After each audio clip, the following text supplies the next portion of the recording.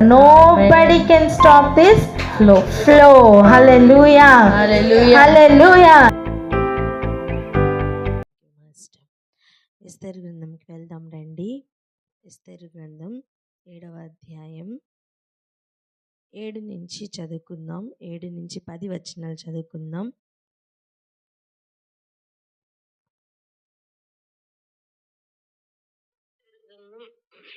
ఏడవ అధ్యాయము 7వ వచనం నుండి 10వ వచనం వరకు చదువుకుందామండి. రాజు ఆగ్రహం ఉంది, ద్రాక్షరసపు విందును విడిచి నగర వనమునకు పోయెను. అయితే రాజు తనకు ఏదో హాని చేయనుద్దేశించినని హామాను తెలుసుకుని రాణి అయిన ఎస్తేరు ఎదుట తన ప్రాణము కొరకు విన్నపము చేయుటకై నిలిచెను. నగర వనములో నుండి ద్రాక్షారసపు విందు స్థలమునకు రాజు తిరిగి రాగా ఎస్తేరు కూర్చుండి ఉన్న శయ్య మీద హామాను బడి ఉండుట చూచి, వీడు ఇంటిలో నా సముఖం ఎదుటనే రాణిని బలవంతము చేయునా అని చెప్పాను. ఆ మాట రాజు నోట రాగానే బంటులు హామాను ముఖమునకు ముసుగు వేసిరి. రాజు ముందర నుండు షండులలో హెర్బోనా అనునొకడు ఏలినవాడ చిత్తగించుము, రాజు మేలు కొరకు మాటలాడిన మొర్దెకైని ఉరి తీయుటకు హామాను చేయించిన 50 మూరల ఎత్తుగల ఉరికొయ్య హామాను ఇంటి ఎదుట నాటబడి ఉన్నదనగా రాజు దాని మీద వాణ్ణి ఉరి తీయుడని ఆజ్ఞ ఇచ్చెను. కాగా హామాను మొర్దెకైకి సిద్ధం చేసిన ఉరికొయ్య మీద వారు అతనినే ఉరి తీసిరి. అప్పుడు రాజు యొక్క ఆగ్రహము చల్లారెను. హల్లెలూయా. హల్లెలూయా. చూడండి, ఎవరు అలా చేశారు మిమ్మల్ని చంపడానికి, నిన్ను మీ జాతి వారిని చంపడానికి ఎవరు అలా ప్లాన్ చేశారు అని అడగగానే వెంటనే చూపించిన ఎస్తేరు. మనం అక్కడి వరకే కదా చూసుకున్నాం నిన్న. ఇప్పుడు చూడండి, నిజానికి రాజుగారు అప్పుడే తెలుసుకున్నారు. అప్పటి వరకు కూడా హామాను ఎంత ఉన్నతమైన స్థానంలో ఉన్నాడో తెలుసా? అక్కడున్న సింహాసనాలన్నిటికంటే ఉన్నతమైన స్థానం తను వేసినది, అగ్రపీఠం వేసినది కేవలం తన ఆస్థానంలో మాత్రమే కాదు, తన హృదయంలో కూడా. అటువంటిది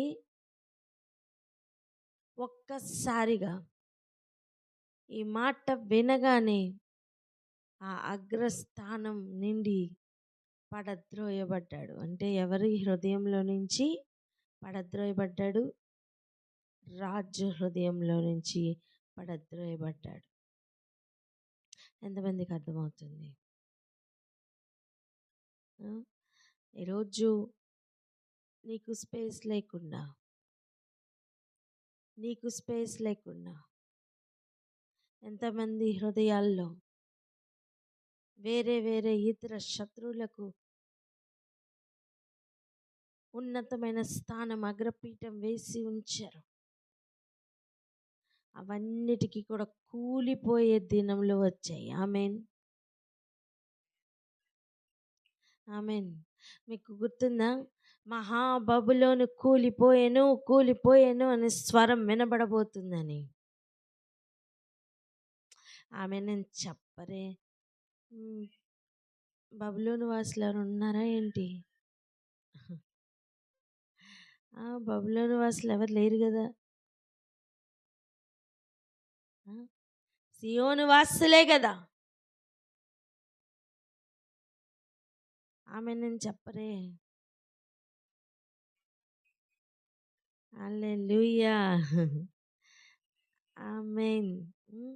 ఇప్పుడు చూడండి, ఆలోచన చేయండి ఒకసారి. ఇక్కడ జరిగిన కార్యం దేవుడు ఎలా మార్చారో ఒకసారి చూడండి. నేనేమంటున్నా అంటే, రాజు హృదయం నీటి కాలువల వలె దేవుడు త్రిప్పుతారన్న దానికి క్లియర్ నిదర్శనం ఇది. రాజుకి కోపం వచ్చిందట. ద్రాక్షరసపు విందులో అప్పటి వరకు మత్తుడై ఉన్నాడు. మత్తు వదిలింది అంటున్నాను నేను. ఆమేన్. మత్తు ఒక్కసారి విడిచిపెట్టి నగర వనంనకు పోయాను. నగర వనం అంటే అది కూడా ఒక తోట. వెళ్ళి అక్కడ ఏదో వెళ్ళగానే ఆ ఫోర్స్, నగర తోటకు వెళ్ళగానే ఆ ఫోర్స్, తను వెళ్తున్న ఆ ఫోర్స్ చూడగానే హామాన్కి అర్థమైపోయింది, నాకేదో హాని చేస్తున్నాడు రాజు. అయ్యా బాబోయ్ అనుకుని ఇక ప్రాణభిక్ష అందితే జుట్టు, లేకపోతే చెప్పండి, లేకపోతే కాళ్ళు. కొంచెం ఛాన్స్ ఇస్తే జుట్టు పట్టుకోవడానికి రెడీ. ఇప్పుడు ప్రాణభిక్ష కొరకు ఏం చేస్తున్నాడు? కాళ్ళు పట్టుకోవాలా.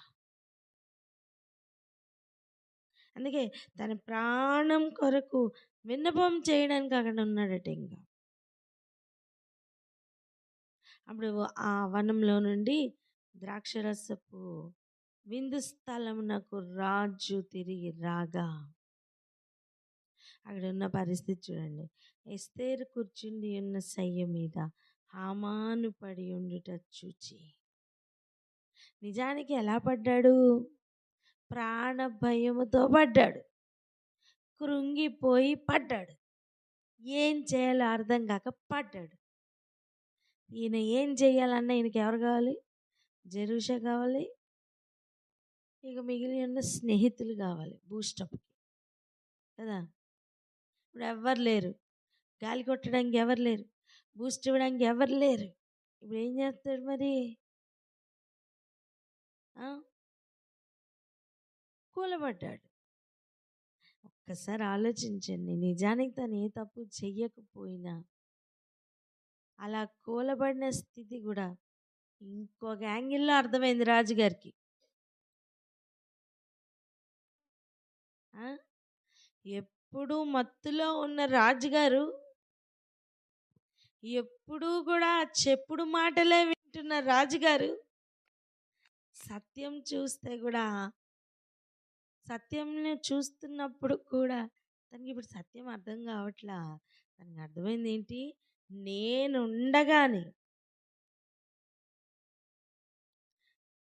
నేనుండగానే అంటే నా సముఖము ఎదుటనే రాణిని బలవంతం చేయునా. ఒకసారి ఆలోచించండి, నిజానికి రాణి దగ్గరికి పోయాడా? అసలు రాణి జోలికి వెళ్ళాడా? లేదు. కానీ ఇలా ఎలా కనబడుతుంది? ఇలా ఎలా అర్థమైంది? అక్కడ ఉన్న సీన్, అక్కడ ఉన్న సిచ్యువేషన్ చూడగానే రాజుకి ఇలా అర్థమైంది. ఎవ్వరు కానీ లేదు రాజా చెప్పలేదు. ఇంకా నోట్లో నుండి మాట వస్తుండగానే ముసుగు వేసేసారంట. ముసుగు వేశారంటే దేనికి వేస్తారండి ముసుగు? ఊరికి. ఏ ఊరైతే సిద్ధం చేసుకొని రాజుగారి దగ్గరికి వచ్చి, రాత్రి నిద్ర పట్టకుండా ఉన్న రాజుగారి దగ్గరికి వచ్చి సముఖంలో నించుని ఇప్పుడు ఉరి తీయించడానికి ఊరి రెడీ చేసుకుని వచ్చి పర్మిషన్ అడగడానికి వచ్చిన హామాన్ నిన్నేమో ఏమైంది? చూడండి హామాన్ పరిస్థితి ఒకసారి చూడండి. ముందేమో పర్మిషన్ అడగడానికి వస్తే మొర్దెకైకి అలా ఘనతనిచ్చాడు రాజు. అది చూసి ఓర్వలేక ఏం చేయాలో అర్థం కాక ఇంటికి వెళ్ళి అసలు అవమానం లాగా ఫీల్ అయిపోతూ ఆ డిస్టర్బెన్స్ చాలదన్నట్టు ఇప్పుడు నేనే దుష్టుణ్ణి అని ఎక్స్పోజ్ అయిపోయింది. ఇప్పుడు ఏం చేయాలా? అలాంటి పరిస్థితిలో చుట్టూ ఉన్న వాళ్ళు ఎవరు కూడా హామాన్ తరపున లేరు అని అర్థమవుతుంది. మీరు చూడండి, రాజు ఇంకా నోట్లో మాట ఉండగానే ముసుగేస్తారట. అంటే శత్రువు ఎప్పుడు బయలుపరచబడతారని వెయిటింగ్ అందరూ. స్తోత్రం. ఆ? రాజు ముందర ఉన్న షండులలో హర్బోనా అనే ఒకడు ఏమన్నాడట వెంటనే, ఏలినవాడా, రాజు మేలు కొరకు ఉన్న మొర్దెకై ఉన్నాడే, ఆ మొర్దెకైకి ఉరికొయ్య సిద్ధపరిచాడయ్యా. ఒక మాట చెప్పనా, మొర్దెకై మీద చెప్పడానికి మాటలు సిద్ధపరచుకుని ఉరికొయ్య సిద్ధపరచుకుని ఉన్నాడు. కానీ హమన్ మొర్దెకై కోసం, మొర్దెకై ఎవరిని కూడా నియమించుకోలే. ఎవరినైనా నియమించుకున్నాడా? తన నీతి గురించి చెప్పమని కానీ, తాను చేసిన మేలుల గురించి చెప్పమని కానీ మొర్దెకై ఎక్కడైనా చిందించాడా? ఎక్కడైనా చింత కనిపిస్తుందా? లేదని చెప్పరే. లేదు. రాజుకు మేలు చేసి కూడా, రాజు ప్రాణానికి హాని జరుగుతుందని ఇంటిమేషన్ ఇచ్చి కూడా మళ్ళీ నాకు రిటర్న్ ఏ మేలు జరుగుతుందని కూడా ఎదురు చూడలేదండి. తన మీద కంప్లైంట్స్ వస్తుంటే కూడా అక్కడ ఏం చెయ్యాలి, అక్కడ నేనేం చేశాను, ఇది అని ఎక్స్ప్లెనేషన్ కూడా ఇవ్వలేదండి.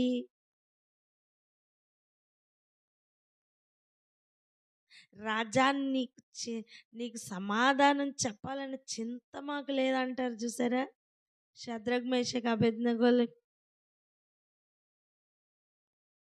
అలా ఎక్కడ కూడా ఎవ్వరికి కూడా సమాధానం చెప్పడానికి ఒక చింత చేసినట్టుగా మనం చూడలా.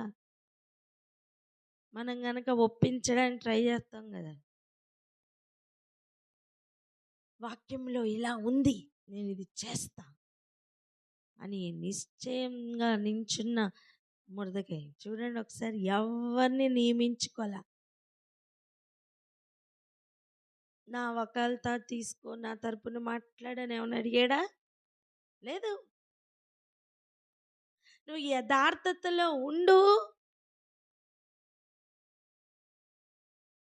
రాజు సముఖంలో నీ గురించి మాట్లాడు వారు నీ కొరకుంటారు.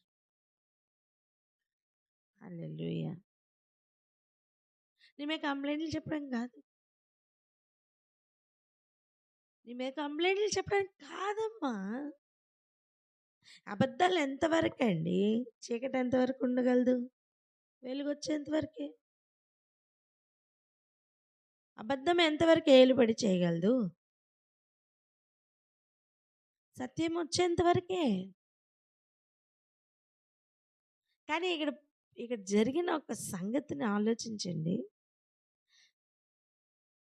ఒక అబద్ధంను చూసి ఇదే సత్యం అనుకుంటూ, అంటే ఏమీ చేయకపోయినా హామాన్ రాణినే బలవంతం చేస్తున్నాడు అన్నట్టుగా కనిపించింది.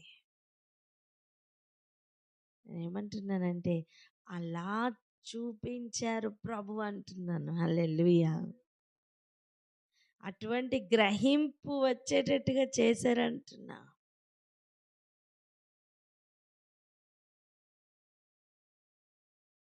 సత్యమును బట్టి తీర్పు తీర్చువారు నీ చుట్టూ లేరా? పర్వాలేదు, వాళ్ళు వెళ్తున్న అబద్ధంలోనే అబద్ధానికే ఇంకొక అబద్ధం ఎదురొస్తుంది.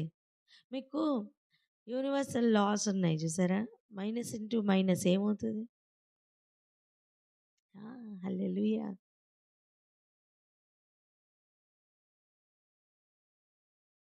అబద్ధానికే ఇంకొక అబద్ధం ఎదురొచ్చినప్పుడు ప్లస్ అవుతుందండి. ఇప్పుడు అదే జరుగుతుంది ఇక్కడ.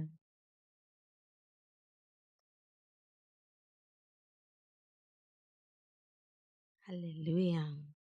ఎంతమందికి అర్థమవుతుంది? ఎస్తేర్ జీవితంలో ఆ రోజు ఇలా జరిగిందేమో, కానీ ఈరోజు మనందరి జీవితంలో జరగబోతున్న సంగతి ఏంటో తెలుసా? నీ చుట్టూ అబద్ధాలు అల్లుకొని ఉన్నాయని ఇంతకాలం ఏడుస్తూనే ఉన్నావు కదా. రాజు మనస్సు గెలుచుకోలేక నీ యథార్థతను విడిచిపెట్టకుండా వేచి ఉన్న కాలం వృధా కాదు. హల్లెలూయా. ఎంతమంది ఈరోజు ఆజ్ఞల మార్గంలో నడవడానికి తీర్మానం తీసుకొని అలా ఆజ్ఞల మార్గంలోనే ఉంటూ అబద్ధ మాటలు చెడ్డ మాటలు ఎలా పలుకుతున్నప్పుడు సహిస్తున్నారు. పరలోకంలో ఫలం అధికం కావడం మాత్రమే కాదు, భూమి మీద కూడా ఇంతవరకు పొందలేని ఒక ఆనందం ఇక మీదట జీవితంలో మీరు చూడబోతున్నారు.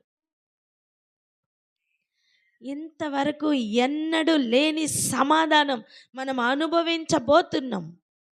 మన సరిహద్దులలో సమాధానం ఉండును గాక.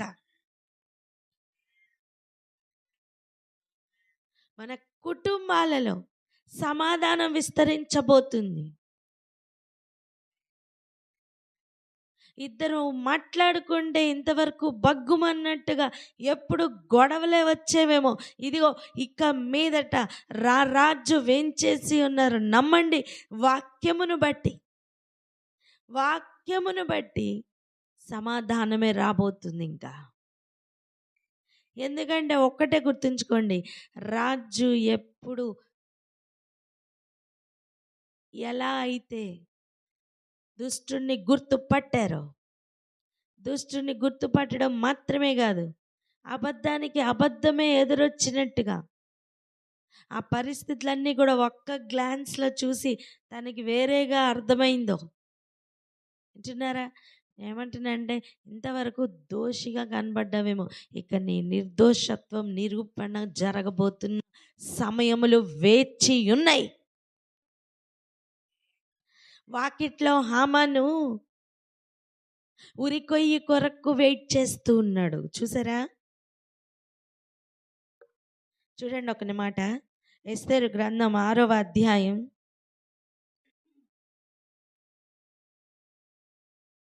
4వ వచనము ఒకసారి చదవండి. 6వ అధ్యాయము 4వ వచనము. అప్పుడు ఆవరణంలో ఎవరో ఉన్నారని రాజు చెప్పాను. అప్పటికే హామాను తాను చేయించిన ఉరి కొయ్య మీద వద్దకైన ఉరి తీయింప సెలవిమ్మని రాజుతో మనవి చేయుటకే రాజనగర్ యొక్క ఆవరణంలోనికి వచ్చి ఉండెను. హల్లెలూయా. చూడండి, ఆవరణంలోనికి ఊరి కొయ్యి రెడీ చేసుకొని వచ్చి వేచి ఉన్న హామానండి, నీ ఆవరణంలో ఊరి కొయ్యి రెడీగా ఉండి నీకు సమాధానం లేకుండా చేస్తున్న పరిస్థితులు ఉన్నాయే. ఈరోజు జరగబోతున్న కార్యం ఏంటో తెలుసా? ఇక మీదట మనం చూడబోతున్నాం. అది ఏంటో తెలుసా? వాని ఊరి వానికే పడబోతుంది. ఇది ఎటువంటిదంటే, శత్రువు కొన్ని సంఖ్యలు పట్టుకొని వస్తాడే బంధించడానికి, ఆ సంఖ్యలు వానికే బంధించడానికి వాడబడతాయి. ఆమేన్. గోడ మీదకి వేసిన బంతి ఎంత ఫోర్స్గా రిటర్న్ వస్తుందో, వచ్చి వేసిన వాడిని కొడుతుందో, అలా ఏ అబద్ధాలైతే ఇంతవరకు చలామణి అయ్యాయో ఆ అబద్ధాలు వాళ్ళ మీదకే వెళ్ళబోతున్నాయి. ఎవరి మీదకి? అబద్ధికుని మీదకి. హల్లెలూయా, హల్లెలూయా. నేనేమంటున్నానంటే, శత్రు కొట్టుకుంటారు, శత్రు కొట్టుకుంటారు. నీకు విడుదల దొరుకుతుంది. వాకిట్లో ఊరికొయి రెడీ చేసుకొని మనవి కొరకు, ఒక సెలవు కొరకు మనవి చేయడానికి, ఒక సెలవు పొందడానికి, ఒక ఆజ్ఞ మాత్రం పొందడానికి ఇంతవరకు ఏ ఏ కుతంత్రమైన ఫెయిల్ అయిందా పాపం హామానికి? చెప్పండి. ఒక్క కుతంత్రమైన ఫెయిల్ అయిందా? ఎవ్రీ ఏరియా జయమే. ఇది మాత్రం ఫెయిల్యూర్. ఇక మీదట ఫెయిల్యూర్ అంటున్నాను. శత్రువుకి ఇక మీదట నీ మీద అధికారం లేదు.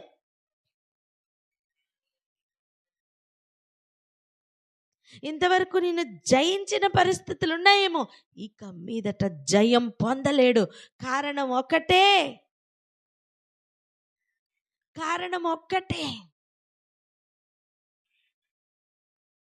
నీ ఇంటిలో ఉన్నవారు కావచ్చు, నీ నీ నీ నీ వర్క్ ప్లేస్లో ఉన్నవారు కావచ్చు, నీ చుట్టూ నువ్వు ఎక్కడెక్కడైతే ఉన్నావో, అక్కడ ఎక్కడెక్కడ ఇంతవరకు అబద్ధముతో పోరాడుతున్నావో, ఆ ప్రతి ఏరియాలోనూ నువ్వు ఇక జయమే చూడబోతున్నావు.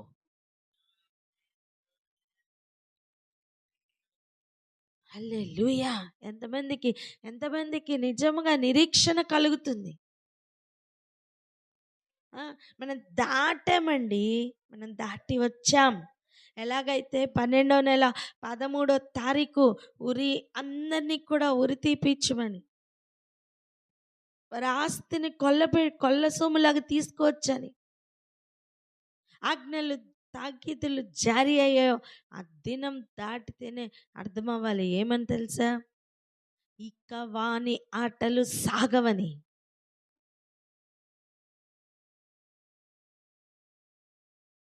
ఇంకా ముందే ఉరికొయ్యి రెడీ చేసిన నాడే హామానికి ఊరి పడేటట్లుగా చేస్తున్నారు. చూడండి, అలా చెప్పగానే ఏమంటున్నాడు రాజు? ఏమంటున్నాడు చూడండి. ఏలినవాడ చిత్తగించుము, రాజు మేలు కొరకు మాట్లాడిన మొర్దెకైని ఉరి తీయుటకు హామాను చేయించిన 50 మూరల ఎత్తుగల ఊరికొయ్య హామాను ఇంటి వద్ద నాటబడి ఉన్నదనగా, రాజు చెప్తున్నాడు, దాని మీద వాని ఉరి తీయుడని ఆజ్ఞ ఇచ్చెను. హల్లెలూయా.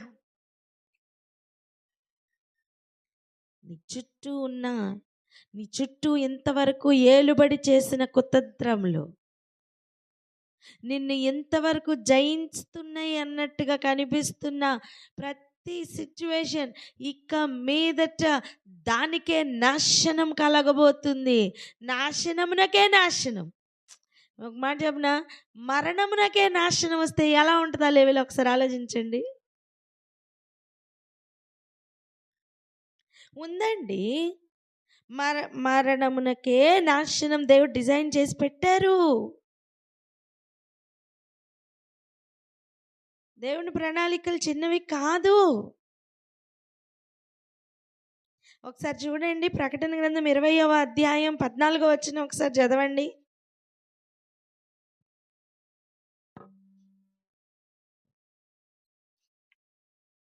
ప్రకటన గ్రంథం 20వ అధ్యాయము 14వ వచనము.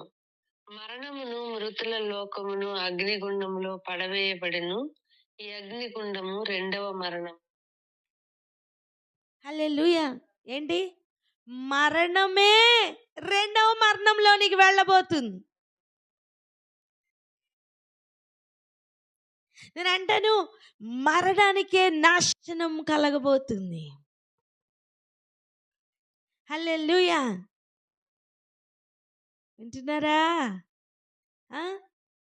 దేవుడు డిజైన్ చేసిన గొప్ప ప్లాన్ ఒకసారి చూడండి. నువ్వు మరణానికి భయపడుతున్నావు కదా అమ్మా, ఆ మరణానికే మరణం పెట్టారమ్మా దేవుడు. ఎలా పెట్టారో తెలుసా? మరణ శాసనం రాసిన వాడే మరణమయ్యి మరణమునే 2వ మరణానికి పంపించే అధికారం పొందారు. హల్లెలూయా. నీ చుట్టూ ఉన్న పరిస్థితులు ఇప్పుడు నీకు ఎలా అనిపిస్తున్నాయి తెలుసా? ఏంటిది, ఎందుకు ఇలా? ఒక దినం రాబోతుంది ఇందుకే ఇలా అని నువ్వు గుర్తుపట్టబోతున్నావు. ఆమేన్.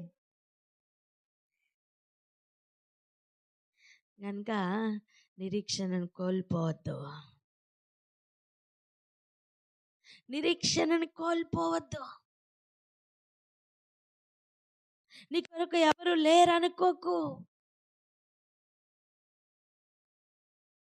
షండులలో ఒకడు హర్బోనా అనువాడు మొర్దెకై తరపున మాట్లాడుతున్నాడు. అంటే అక్కడ ఉన్నవారు రాజు చుట్టూ ఏం జరుగుతుందో చూస్తున్నారు. అదే హర్బోనా ఒక్క నిమిషం ఆపి, అయ్యా రాణిని ఏం చెయ్యలేదయ్యా హామాను అని చెప్పచ్చు కదా.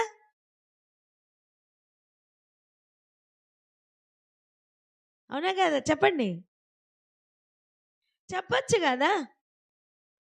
లేదయ్యా మీరు వెళ్ళినప్పటి నుంచి మేము ఇక్కడే ఉన్నాము, రాణిని నిజానికి హామాన్ ఏం చేయలేదు చెప్పచ్చు కదా.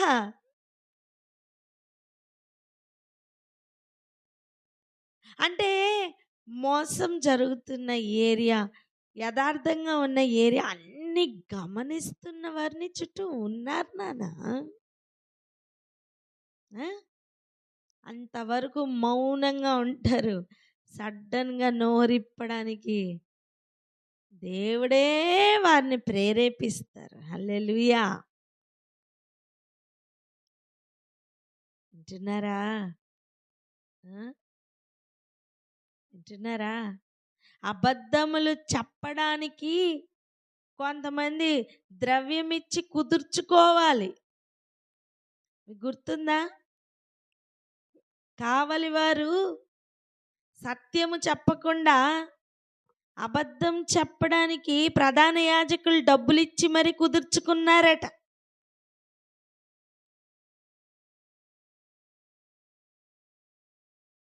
అంత దౌర్భాగ్య స్థితి పరిపాలనలో ఉంటున్నా ఇక్కడ పరిస్థితి ఒకసారి ఆలోచించండి.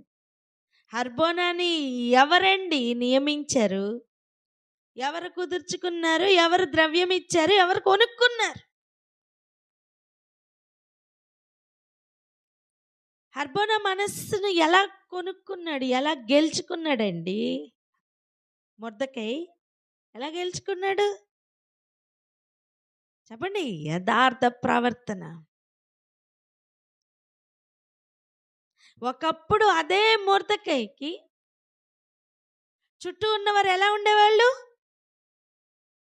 ఎలా ఉండేవాళ్ళండి? అది గుర్తున్నారా? గుమ్మము నొద్ద రాజు సేవకులు ఎలా ఉండేవాళ్ళు? నీవు రాజుని ఎందుకు మీరుచున్నావు, రాజాజ్ఞని ఎందుకు మీరుతున్నావు అని అడిగి మళ్ళీ హామానుతోనే వెళ్ళి ఇవన్నీ చెప్పి హామానికి ఇంకా కోపం తెప్పించి ఆర్జం పోసి ఇంకా కాస్త మంట మండేటట్టుగా చేసి, అటువంటి వారు చుట్టూ ఉంటే రాజు దగ్గర ఉన్నవారు ఎలాంటి వాళ్ళు ఉన్నారు ఇప్పుడు? అయ్యా మొర్దెకైకి వ్యతిరేకంగా ఉరికొయ్యి రెడీ చేశాడయ్యా. సరిగ్గా కాగ మీద ఉన్న సమయం చూసుకొని, వింటున్నారా? ఆ ఉరికొయ్యి తిన వైపు తిప్పేటట్టు. మీకు అర్థమైందా? షూట్ చేయడానికి గన్ను పట్టుకుంటే సడన్గా శత్రు వైపు తిప్పితే ఎలా ఉంటుంది ఆ గన్ను?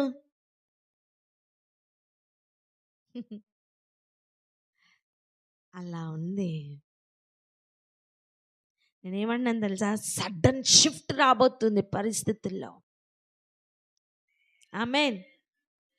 ఒక్కటేనా ఇంతవరకు శత్రు నీ మీద ఎలా ఏలుబడి చేశాడో ఇప్పుడు ఆ ప్రతి ప్లాన్ వానికే ఉరిగా మారబోతుంది. ఎట్లా ఉండాలి తెలుసా? నేను ఎందుకు చేశాను రా బాబు ఇదని వాడే నెత్తి నోరు కొట్టుకోవాలి. ఎందుకు? కారణం ఏంటి? వాడు సిద్ధపరిచిన ఉరి వాడికే ఉరి. చెప్పండి అన్నమాట. వాడికే ఉరి. గన్ను ఖచ్చితంగా పేలుతుంది. ఎవరో ఒకరు బలవ్వాల్సిందే. ఈ ఈ మాస్టర్ ప్లాన్ ఒకసారి అర్థం చేసుకోండి. మరణ శాసనం రాసిన వాడు మరణం అవ్వాలి.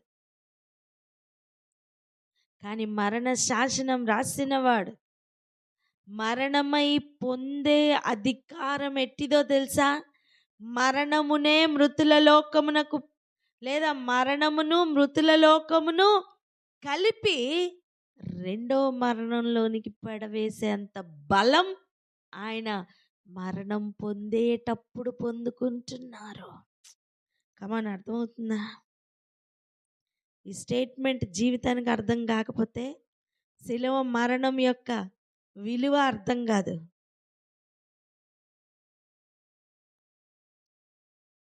మరణ శాసనం రాసినవాడు మరణమయ్యేటప్పుడు పొందుకుంటున్న బలం ఎట్టిదంటే ఆ మరణమును రెండవ మరణమునకు పంపించగల బలమును పొందుకుంటున్నారు. నువ్వు లోబడుతున్న సమయం చేతకాని వాళ్ళ కనిపిస్తావు, కానీ నువ్వు పొందుకుంటున్న బలం ఏంటిదో తెలుసా? ప్రతి అవిధేయతకు ప్రతి దండన కాలం కొరకు రెడీ అవుతున్నావు.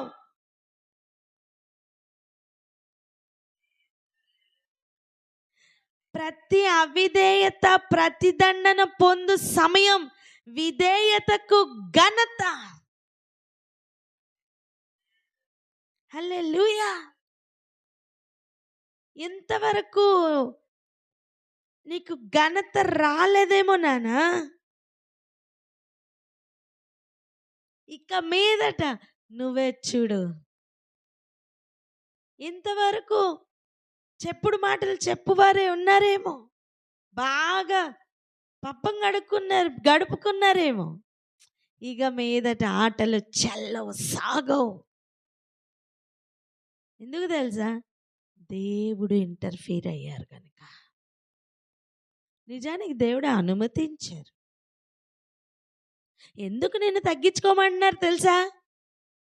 నీ తరపున దేవుడు వ్యాజ్యమాడడానికి. ఎందుకు నిన్ను పగ తీర్చుకోవద్దంటున్నారో తెలుసా? పగ తీర్చుకొనుట నా పని అని ఆయన ఎదురు చూస్తున్నారు గనుక. వర్తమాన భూత భవిష్యత్ కాలముల్లో ఉండు దేవుడు సరి అయిన సమయం ఏదో ఆయనకి తెలుసు గనక. నువ్వైతే దేవుని సన్నిధిని వెతుకు.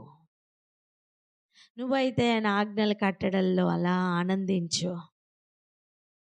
ఆయన సన్నిధిలో ఉండే సమాధానం నువ్వు పొందుకో. పరిస్థితులు నిన్ను ఎంత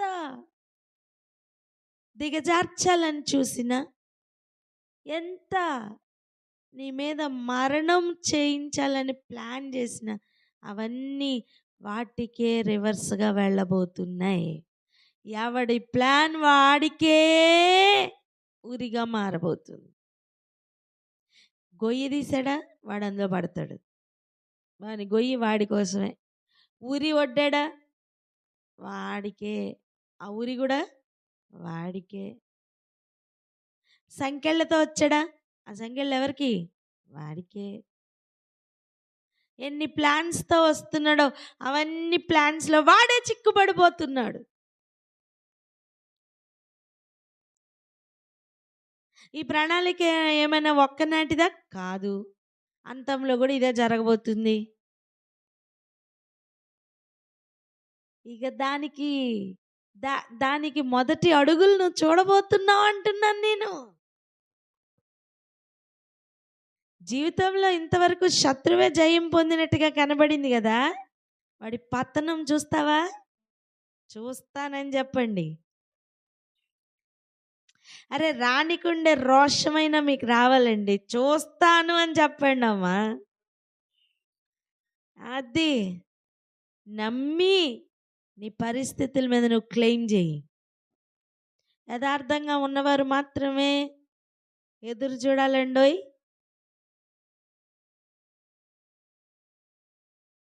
హల్లెలూయా. Thank you master. ప్రార్థనలోకి వెళ్దామా అక్క?